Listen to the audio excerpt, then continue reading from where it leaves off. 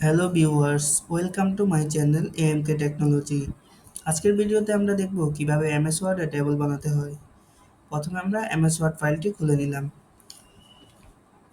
এবার আমরা যে জায়গায় টেবিল বসাতে চাই মাউস দিয়ে সেখানে ক্লিক করব। এরপর উপরের মেনু বার থেকে ইনসার্ট ট্যাবে ক্লিক করব। এখন এর ভেতর থাকা টেবিল অপশনে ক্লিক করব। এখানে ছোট ছোট কিছু ঘর দেখতে পাচ্ছেন। এখান থেকে রো ও কলাম সিলেক্ট করতে হবে।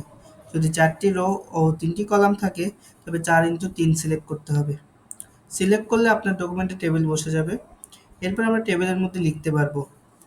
টেবিলের ঘরগুলো বড় বা ছোট করতে ঘরের কোনায় মাউস নিয়ে টানুন।